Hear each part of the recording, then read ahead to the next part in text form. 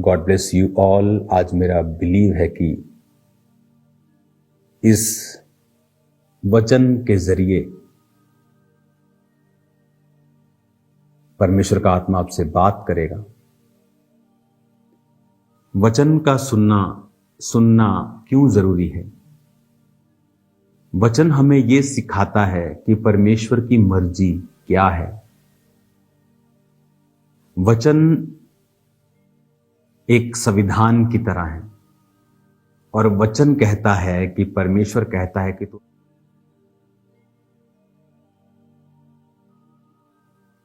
तो हम अपना मुकदमा कैसे लड़ सकते हैं? एक वकील अपना मुकदमा कैसे लड़ सकता है अगर वो वकील संविधान को जानता ही नहीं, लॉ को जानता ही नहीं? कौन वकील ज्यादा पैसों को लेते हैं? जो लॉ को जानते हैं, जो अपने काम में बड़े अच्छे हैं। और ऐसे भी वकील मिल जाएंगे जिनके पास काम नहीं है, क्योंकि वो अपने काम में इतने परफेक्ट नहीं है। आज प्रचार करने से पहले मेरी वाइफ को मैंने ये बाइबल अपनी पर्सनल दी हुई है। ये मेरी फर्स्ट बाइबल है। तो अगर आप, मैं नहीं जानता कैमरा ये दिखा पाएगा कि नहीं, अगर आप इसे देखेंगे तो कई जगह आपको ये ब्लैक मिलेगी इसके पेजेस। क्यों? क्योंकि जब मैं बाइबल को पढ़ता था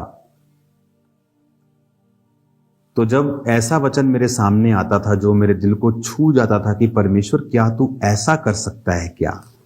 क्या सच में ये पॉसिबल है? क्या ऐसा करना सच में, क्या तू ऐसा कर सकता है? तो जहां मुझे ऐसा लगता था कि परमेश्वर कर सकता है, अगर आप देखेंगे तो वहां ये येलो था, क्योंकि मेंटली अपसेट के अटैक्स होने के कारण मेरे सिर पे अनॉइंटिंग ऑयल लगा रहता था। और जब ऐसा वचन मुझे छूता था तो मैं इसी तरह से ही नीचे करके रोने लगता था कि परमेश्वर तेरे वचन में कितना भला लिखा है, कितना शानदार लिखा है, तो क्या ये मेरी जिंदगी में पूरा होगा? क्योंकि तूने ये वचन लिखा है। और जब मैं वचन से प्रार्थना करने लगता था तो परमेश्वर उन प्रार्थनाओं का उत्तर मेरे जीवन में भेजता था।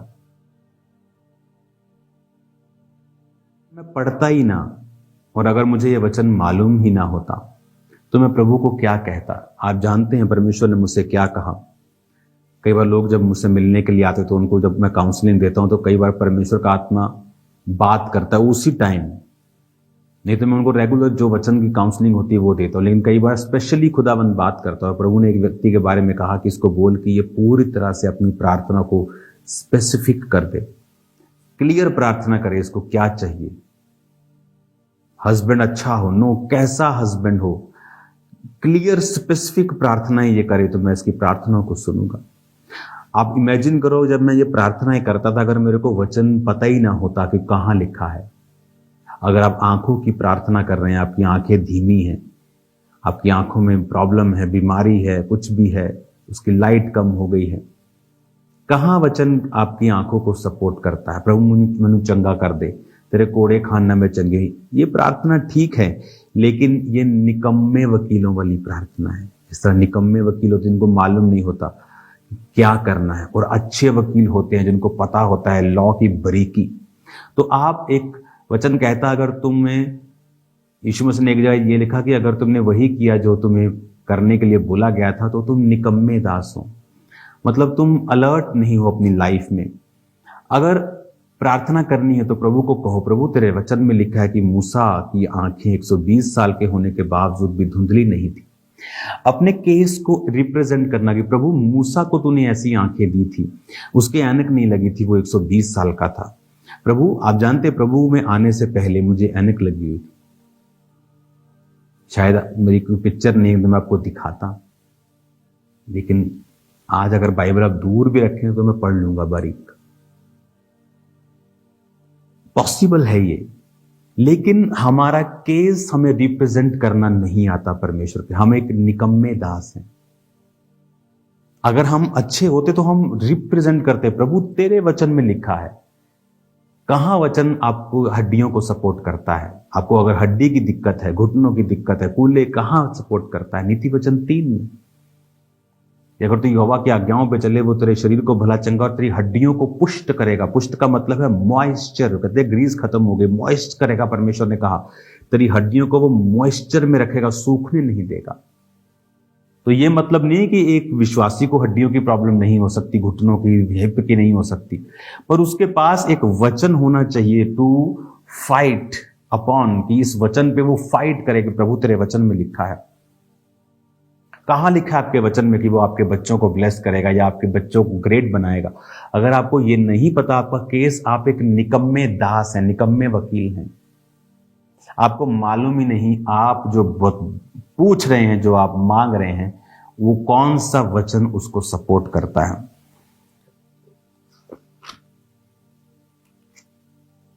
भजन संहिता 77, इसमें रोमन्स में लिखा है, तो थोड़ा सा इसको पढ़ने में लिखा, मैं परमेश्वर की दुहाई चिल्ला चिल्ला कर दूंगा, मैं परमेश्वर की दुहाई दूंगा और वह मेरी ओर कान लगाएगा। संकट के दिन में प्रभु की खोज में लगा रहा, रात को मेरा हाथ फैला रहा और ढीला ना हुआ, मुझ में शांति आई ही नहीं। मैं परमेश्वर का स्मरण करके कहराता हूं और मैं चिंता करते करते मूर्छित हो चला हूं। तो मुझे झपकी लगने नहीं देता, मैं ऐसा घबराया हूं कि मेरे मुंह से बात नहीं निकलती। ये कौन कह रहा है? ये दाऊद की भजन संहिता, और बहुत से, अगर आप देखेंगे कि इसमें आपको ऑथर्स के ऊपर नाम लिखे हुए मिलेंगे, प्रधान बजाने वाले के लिए यकदूम राग पर असाप का भजन, तो ये सारी प्रार्थनाओं के तरीके। उसने कहा, मैं प्रभु की दुहाई चिल्ला चिल्ला कर दूंगा और वह मेरी ओर कान लगाएगा। संकट के दिन में प्रभु की खोज में लगा, रात को मेरा हाथ फैला रहा और ढीला ना हुआ। क्या कह रहा है ये? कि मैं प्रार्थना में ढीला नहीं हुआ, रात को मेरा हाथ ढीला नहीं हुआ, मैंने संकट के दिन प्रार्थना। लोग क्या करते हैं संकट के दिन? वो उल्टा दारू पीने चले जाते हैं, निराश हो जाते हैं, प्रार्थना नहीं करते। इससे कुछ नहीं होगा, नथिंग विल चेंज। उल्टा परिस्थितियां वर्स होंगी, अच्छी नहीं होंगी। बाइबल कहती जब यहोशापात लड़ने के लिए जा रहा था, तो वो तो आत्मिक लोग हैं, लेकिन सामने से शारीरिक आ रहे थे। पर इसका मतलब सामने मेरा दुश्मन शारीरिक है, इसका मतलब ये नहीं कि मैं शारीरिक बन जाऊं। वचन कहता है उसने वर्शिपर्स को आगे किया और वो वर्शिप करने लगे। लोग सोचते ये राजा पागल हो गया है, बेस्ट आर्मी आगे करनी है कि वर्शिपर आगे करने हैं? वर्शिप प्रभु के घर में होनी चाहिए। आज के धार्मिक फरीसी सदूकी भी ऐसी बातें बोलते हैं, लेकिन जो आत्मिक लोग हैं वो आत्मिक तरीके से अपनी प्रॉब्लम्स का हल करते हैं। वर्शिप की, और बाइबल कहती एनिमी कंफ्यूज होकर एक दूसरे को मारने लगे और वहां से चले गए। हम आत्मिक तरीकों को अगर नहीं अपनाएंगे, अपने केसेस को परमेश्वर के सामने नहीं रखेंगे, तो नुकसान हमारा ही होगा। अगर अपने केस अच्छी तरह से रिप्रेजेंट नहीं करेंगे तो हमारा नुकसान होगा। बाइबल के साथ जुड़ें, पाप छोड़ें, स्पिरिट के साथ कनेक्शन बनाएं। वो अपनी सप्लाई, अपने वर्ड्स की, अपने विजन्स की आपको दे, आपकी हेल्प करे प्रार्थना करने में, चलने में, और आपकी जिंदगियां फिर कभी भी सेम नहीं होंगी। अगर बाइबल मेरे जीवन का हिस्सा ही नहीं है तो मुझे मालूम ही नहीं है कि मैं क्या करूं। फिर मैं लिखा, अन्य जातियों की तरह तुम मेरे सामने बक बक मत करना। वो क्या बक बक करते? मेरा वीजा लग जाए, प्रभु जी मैं चंगा हो जाऊं, प्रभु जी मेरे जीवन में ये काम हो जाए। ये बक बक है परमेश्वर के मुताबिक। बट प्रभु तेरे वचन में लिखा है कि तू धर्मियों के मुंह काले नहीं होने देगा। तेरे वचन में लिखा है संकट के दिन मुझे पुकार तो मैं तुझे उत्तर दूंगा। ये है वचन के बीच से प्रार्थना।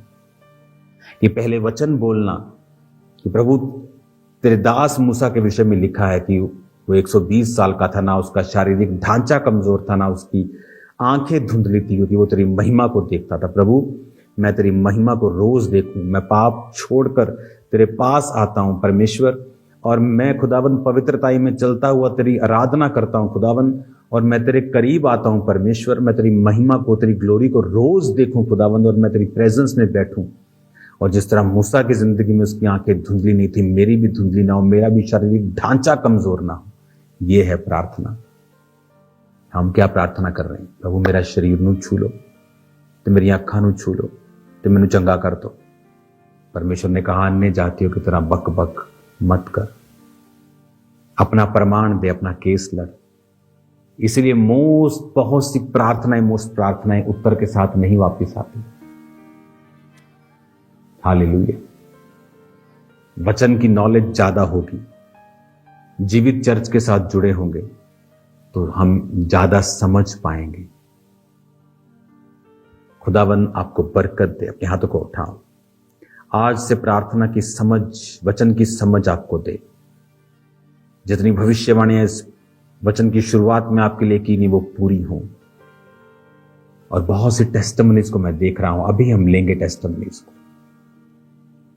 सब ब्रांचेस आप मेन चर्च में टेस्टिमनीज को भेजेंगे अभी, जो लोगों की जिंदगी में हुआ। और ऑनलाइन भी जो आप देख रहे हैं, आप टेस्टिमनीज को भेजेंगे। खुदावन का आत्मा आपको छूकर ब्लेस कर रहा है और आप सेम नहीं है। प्रभु यीशु मसीह के पवित्र नाम में सब बीमार चंगे हों। आज से आपकी लाइफ सेम न रहे। इन जीसस नेम, आमीन।